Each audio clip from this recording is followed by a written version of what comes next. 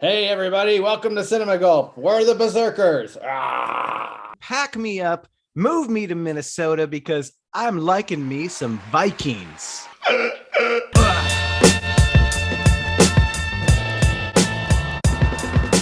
This is a movie that, the second it ended, I turned to Ben and the group of people we were watching with and said, finally a film that I can walk out of the theater and want to share with other people, share with other moviegoers. It's been so long. It feels like I've missed a few, things in the theater, but over the last few years, since theaters shut down, since the pandemic era, in fact, Ben, I want to take this back to Annihilation. I would say this is the best movie I've seen since Annihilation, which takes it back to 2008. Wow. It was such a satisfying watch. That's what I wanted to share with people when we walked out of the theater was, wow, this is everything I love to go to the movies for. Yeah, and everybody, this is our non-spoiler review of the Northman because we just want to sell you on this movie to go out and see it and give it the audience it deserves.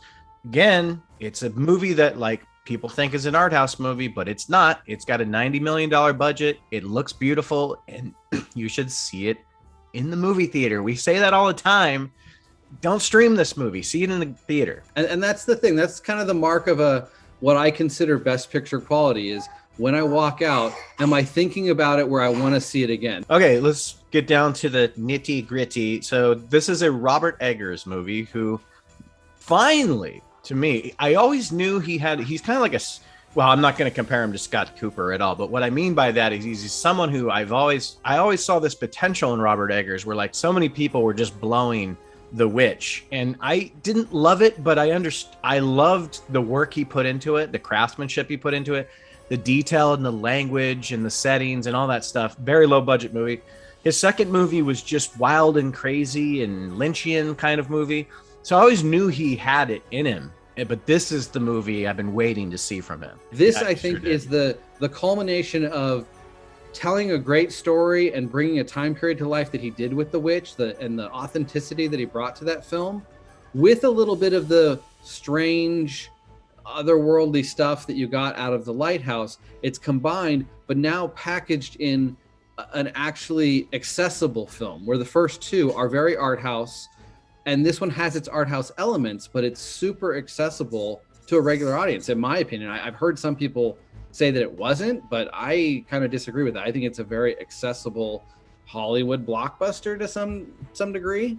Oh, I 100% agree. And I've been hearing the same thing where a lot of people are calling it an art house movie. And I've never seen an art house movie that cost $90 million.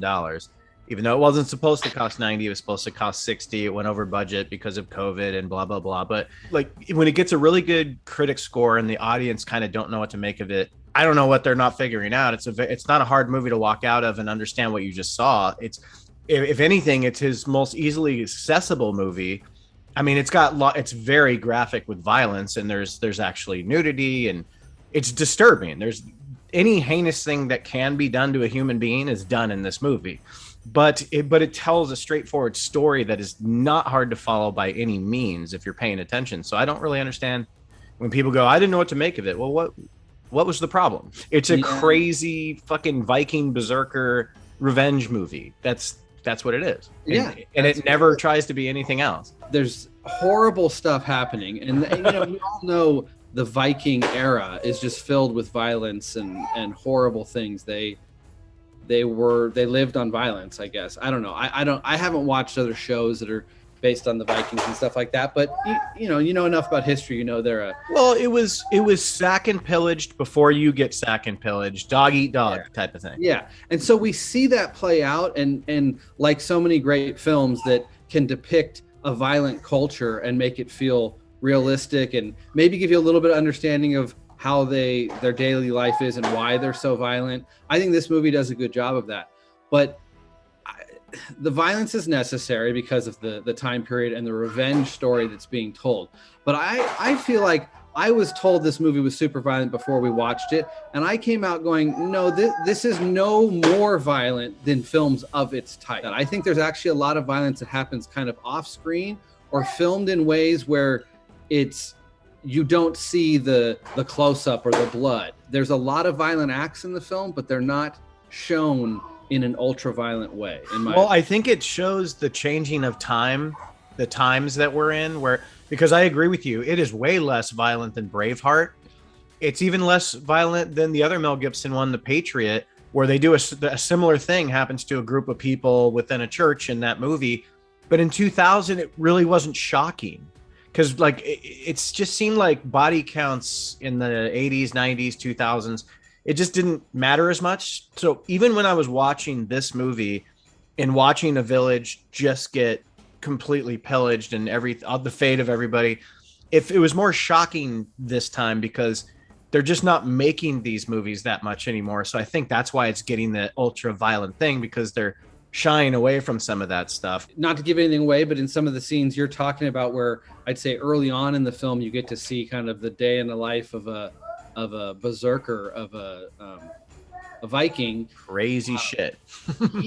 Our hero is not totally with everything that's going on. He's there, he's committing some of these acts, but when it comes to like the raping for fun, or some of the killing that happens after the village has given up, he's not really with that. He can't stand up against his comrades or whatever, but you can tell that he's got his own mindset. And that's what we should get into, is the story a little bit of this one-track mind of revenge that he has, that I think just makes this such a awesome revenge story. Just the performance by Alexander Skarsgård, bringing to life this one-track mind of revenge. Dude, he's a beast, Great man. Train of revenge. Skarsgård is a beast. Obviously, physically, he's the scariest fucking thing.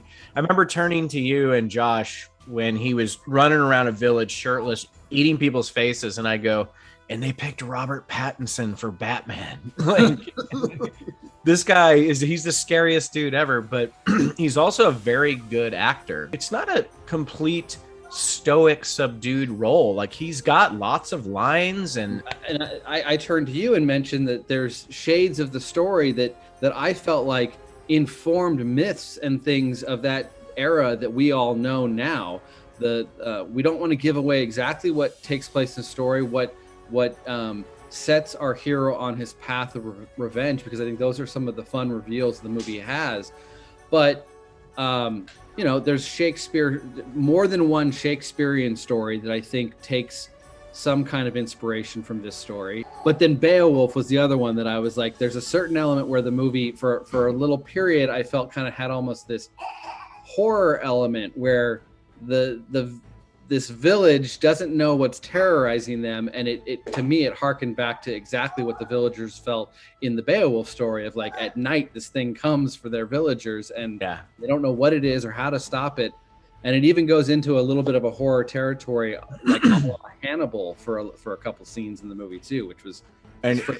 And it's handled so good, the way that, like, I mean, and that's all in the direction, but just, and it's all in Robert Eggers doing his homework again on whatever historical stuff you can find about those times, like how people thought. Like, people had people weren't cynical because life was still new and fresh to humans. So when they saw certain things, they would believe that it was a monster, and that wouldn't be like, oh, you're crazy. It's like, no, there's a monster, like, it was just a thing that was possible. So Skarsgård plays, he's like a prince to like a Viking king who's played by Ethan Hawke, who's excellent in this movie.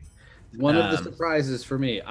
It took me a second to recognize him under the Viking hairdo and thick beard, but he was awesome. He doesn't have a ton of screen time, but he doesn't waste a second of his screen time, though, dude. He doesn't waste 1 second of his screen time selling you on how intimidating a middle-aged Ethan Hawke as a Viking can be, and he just owns it. And I almost wanted to turn to you when I first realized it was Ethan Hawke and say, like, wow, I don't picture him in period piece films. He's a very contemporary actor who I don't picture in too many things that are period piece. Not and like so this. For a second, I was like, this is not going to work. And a few seconds later, that was put to rest of, oh my God, he is freaking awesome in this movie. Yeah, it's hard to even talk about it being a revenge story without saying, like, the fate of the father. If there's things that happen in the trailer, I've never even seen the trailer. So the whole trailer setup is the fact that his father's killed, and then he goes away and comes back and tries to kill. I mean, So Okay. yeah. Well, if we can give that detail away, then So we yeah, can tell another Ethan Hawke story is great in the movie, and he also dies. Spoilers, not spoilers. It's in the trailer. Also, Gladiator, because A little bit. our hero essentially is on the run and has to become a slave to be able to get himself back to where he needs to be to enact his revenge. And so that's very much like Gladiator, where Yeah, it plays out more like the Gladiator story, but has more similar feels and tone to Braveheart. But in the way it's its own thing 100%. It's not copying or stealing moments from those, it's just it's just the familiar story, yeah. But we all love that type of film, and Gladiator and Braveheart have their own stories to tell and their own time periods. And like you said, this one is its own story in its own time period. It just has that feel and that machismo, to some degree, I would say. These days they call it toxic masculinity, but it's just a movie about men surviving and fighting. It's a man's movie. Stand up. Let's see those oiled abs. I'm a bitch, I'm a boss. I'm a bitch and a boss, I'm a shine like glass. I'm a bitch. Oh, it would have been so unique if it went this way, but instead it went this way. And then when I thought about it later on, a couple days later, I'm like, you know what? But it didn't go that way. It didn't go this way. It didn't go that way. It went that way. That's okay. Yeah. Well, I just loved that it never slowed down. Not that those other films like Gladiator and Braveheart, films that it's similar to, I think they have a little more of the drama and the politics of the world and things like that in their story. Yeah, this movie says boring to that stuff. It's a little more straightforward. And it's not as epic as those films. Like those ones have a cast of thousands and bigger battles and things like that. It's not trying to be those films, but it lives in the world that those films. Yeah. And it takes place at a very different time than those two. It's the 9th century. Like kingdoms were maybe made up of 75 people total and not 8,000, these kingdoms were more like tribes. They called them kingdoms, but they were just little places, and even the one that he grows up in, you don't really see if it's a very big in scale, and then obviously the one that they go to. But what's so great about it not being that large epic thing? I'm not going to say there's no CGI in this movie because that would be a lie. There's CG in every movie these days, but you don't get those you get a lot of practical shooting and a lot of practical stunts, and it looked to me like practical blood work and not CGI blood work, but I could be wrong. No, I agree with that. And so that let's have that segue into the cinematography, because I think that goes hand in hand with the look of this film. Feeling authentic. Like there's not a lot of CGI. I think so much of it seems like it's natural lighting. If it's at night, you've got torchlight or tons of scenes shot by giant bonfires, which seems like a favorite of Edgar's, but they always look beautiful. The daylight is that nice, cool, Icelandic looking light. Nothing's too harsh. Beautiful film. Striking landscapes. Give credit where credit's due. The cinematographer's name is Yaron Blasky, and he has been with Edgar since the beginning. If you look at his IMDb, mostly short films, so that's usually a good sign when you grab somebody, because you're like, oh, they've probably been shooting correctly with low budgets and learning the craft and learning the guerrilla style of stuff, So, and it shows in movies like this, and it adds to the authenticity of the stories and the time periods he's telling. Yeah, I think this is the best looking one, but that is obvious. The budget's the biggest.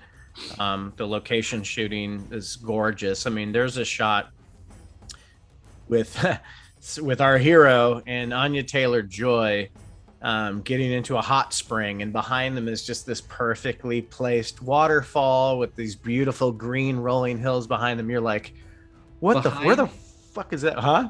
Behind them, all I could notice was Anja Taylor's ass. Oh, yeah, that's true. That's really why we like this movie, guys. Anja Taylor Joy is naked more than once. And while we're speaking about Iceland, Icelandic treasure shows up in this movie, which we didn't notice until after the movie we figured it out. Bjork returns to the big screen after 20-something years since Dancer in the Dark, one of my favorite films. And Yeah, she's like a fortune teller kind of character. Yeah, like a gypsy witch or something. Yeah, but it's a. I knew she was in it. I just didn't know who she was. Yeah, I love me some Bjork, and now that I know she was in that role, it makes it even that much more cool. And so did you? I sent a text when I found out that Sean, I don't know how to say the name. It's just one Sjon. The writer of Dancer in the Dark wrote this movie with Robert Eggers. I saw you sent that. Yeah, that's pretty cool. It's interesting. I don't know why. I mean, maybe that's why Bjork is in it, but I don't know. I think that probably has something to do with it, and that it's telling a very Icelandic story. Maybe she felt like getting involved. But other cast members we haven't talked about yet. Nicole Kidman. Oh, so good. We don't go into a lot of details with her, except that you've got to see the movie because she's freaking awesome. And this is one of my favorite performances of hers over the last many years. I mean, she's a great actress. I've nominated her many times on my list. But this was a really great standout performance in this movie. She blew me away in this movie because she's in the background for so much of it, with always present, but with just in the peripheral the whole time. And she basically has one, well, I don't want to give anything away. She has like one huge, really great, give me everything you got scene, and it's the best scene in the movie, pretty much. Yeah.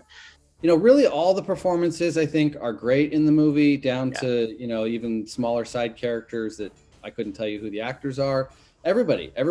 I think Eggers does a great job in casting people that can be authentic, for these roles. The authenticity is just something that's really impressed me with this guy across these three movies. You got William Dafoe showing up again. William Dafoe was awesome. He's another character who doesn't have a ton of screen time, but does a ton with it. And again, we can't give too much away, but when he returns in the film, about the midpoint, some of the like, I don't know, there's a lot of humor to be had, kind of, when you see his return in the film. You guys will know what we mean when you finally see the movie. But I don't know if anybody goes more all in than Willem Dafoe does on anything in any movie. Like he has this tiny little role in this movie, and he just goes all in with this movie. Like, his character's so weird. Like the dog barking scene. I mean, it's like, what the hell? It's a very D&D, Dungeons and Dragons, for those of you out there that don't know. I heard you say that midway, and I was like, I want to hear more of this. Because there's an element of the hero being sent on a quest. So it's got this hero's quest. He has to have kind of mythical stops where he sees fortune tellers and learns about his fate, and has to find a mythical weapon. I don't want to that's there, the scene. One of my favorite scenes is him getting this mythical weapon. And so just a lot of scenes that lead through that kind of part of the story. And just that scene is awesome. It just has such a D&D feel, but his quest had a very D&D feel too, that it just was like, I'm on a D&D adventure right now while watching this movie, which was so freaking awesome. But this is telling a more grounded version of a Dungeons and Dragons story. It's a hero's quest, but it's grounded in a reality. Even though there is some mysticism in the film, almost some magic to some degree that is happening in the film, but it's grounded in reality. It's grounded in reality, but it has those traits of like your gods and things like that. Like I knew thy was pregnant in a vision, and I mean, no one talks like that in this movie, so you can still go see it. It's not that corny, but yeah, there's lots of, like you said, there's lots of mythical elements to it, even if it kind of stays ambiguous as to whether or not that stuff is real, or kind of like Eaters of the Dead, the Crichton book, where like Ibn Fabin, the guy who's telling the story, he sees monsters and he's describing monsters. And then we find out he's just seeing whales, because that's his interpretation. He doesn't know what a whale is, Yeah. So like this movie has a lot of that, like, well, this is the perception they have of things, so it's magic, The score is great. Oh yeah. A lot of strings, violin, and kind of some strange sounds. I can't really pinpoint exactly. You get stuff that sounds like Viking stuff, like drumming and crazy strings and stuff like that. I'll have to hear it again. Obviously, Me it's a too. film I want to watch more than once to really take all the details in. But Well, again, like being Eggers, because Eggers loves to go in with authenticity of like the time period to the best of his knowledge. You get those musical numbers and those drum numbers that it opens up that big Viking berserker clan, and they're just doing that dance around the fire, and it's a choreographed dance with choreographed semi singing. This movie for me had what I was calling Braveheart energy, or at least the revenge, the moments in Braveheart where, you know, his wife had just been killed and he comes back into the village and he's hiding the mace behind his head, riding on the horse. When he finally lets go, the energy you get in the violence and just the visceral feel of those scenes in Braveheart was 2 hours of this movie. The ferocity that Alexander Skarsgård brings to this performance, just on his face when he's howling at the moon or having this stomp ritual with his Viking buddies screaming at the fire, just but crazy, then crazy, like, it's crazy. Then like quiet, protective, tender moments with his eyes with Anja Taylor Joy. Yeah, it works. It like completely works because he's a crazy person, but he is not a one-dimensional character at all. There's it's a person who's looking for a purpose to exist, and is carrying out this revenge worth it? Is it going to fix his life? Is it going to fix him? You know, like I love that stuff. Like, because sometimes you just get a revenge movie where someone just doesn't talk and they're just one note. I got to kill this person and this person and this person. Maybe at the end you get something, but he's a conflicted guy through the whole thing. He's very laser focused on what he needs to do. But I was happy to see that they didn't give him a quiet, stoic performance. He talks to everybody. He has lots of dialogue, you know. And aside from just talking about Anja Taylor Joy's, you know, being naked in this movie, as always, she's terrific in it. She's a terrific actress. If I had to give a somewhat negative critique of the film, I don't think her performance is bad, but she is too pretty for that era. Sure, she's got pearly white teeth when she's never brushed her teeth before. I mean, well, that's a problem with all these movies. And she kind of is singled out amongst the slaves as the one that's going to get shtooked a bit too much because of how pretty she is. But you know, it was there's only so much pieces of dirt you can put on Anja Taylor Joy and Nicole Kidman's face to make them I don't feel like they ever got women. Muddied up the way the rest of the people did. No, they weren't. No, especially Anja Taylor Joy. Yeah. She looked like she was right out of a fucking magazine cover. Yeah. And I expect she's one of the ones I guess I knew was in it just because of the connection to Edgar's. But yeah, she's got to be his muse or one of his favorite people to collaborate with. He really started her career. Yeah, totally. They kind of owe each other a lot. Based on, you know, what I knew coming in with Edgar's, and when I talk about the authenticity, because really one of the big selling factors for me on The Witch that made me love it, or at least love what he brought to it, was the dialogue. How rooted in that Puritan time where, you know, when you're watching a Shakespearean film, sometimes it takes a few minutes for you to get used to what they're saying and how they're saying it. And that's what The Witch had going for it. Of like, I don't even know what these people are saying to each other. And, you know, I didn't know what anybody was saying in The Witch. Yeah. And then you get used to it. And by the end, you're like enthralled by the way they speak. I don't feel like this one worked on that same level. I think it was trying to be accessible and have that commercial element where the dialogue is pretty straightforward and isn't as there's not a lot of like colloquialisms of the Viking era that were hard to understand. No, because I think it was more in the acting and the actions and the details of what people do rather than how they talk, probably because of lack of evidence, lack of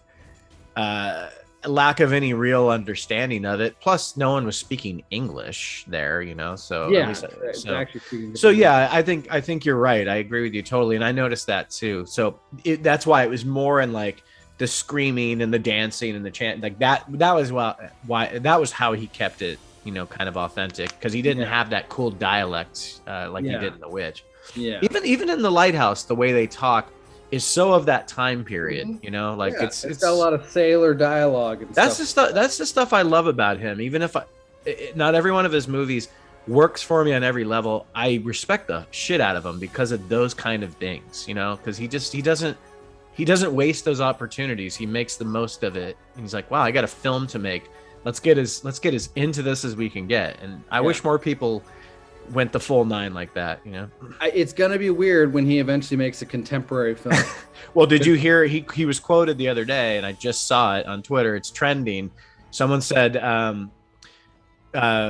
are you ever going to make a movie set in present day? And he just said, no, thanks. He's a gem to keep around.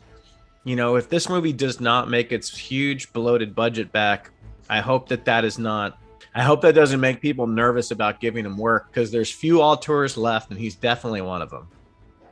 Don't be scared away by any talk of it being too violent. If you love films like Braveheart or Apocalypto is another one, I'd say this fits really well into that. Good call. I didn't even think of that. Really good call.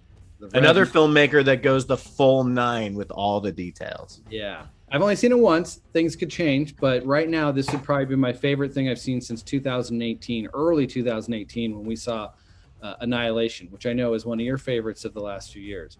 I'd say this and Pig are my favorite movies since Annihilation.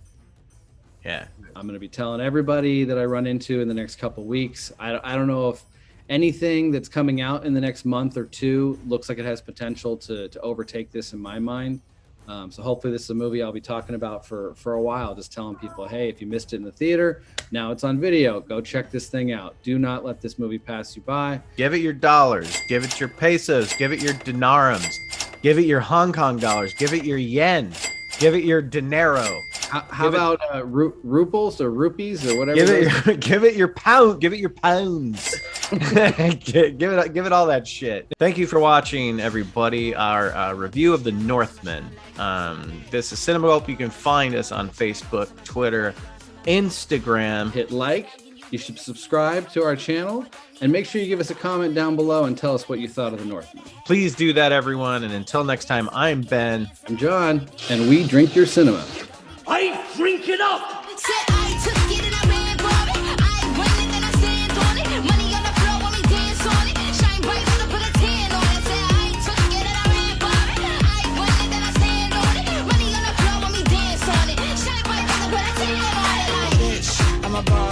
I'm a bitch and a boss, I'ma shine like glass. I'm a bitch, I'm a boss. I'm a bitch and a boss, I'ma shine like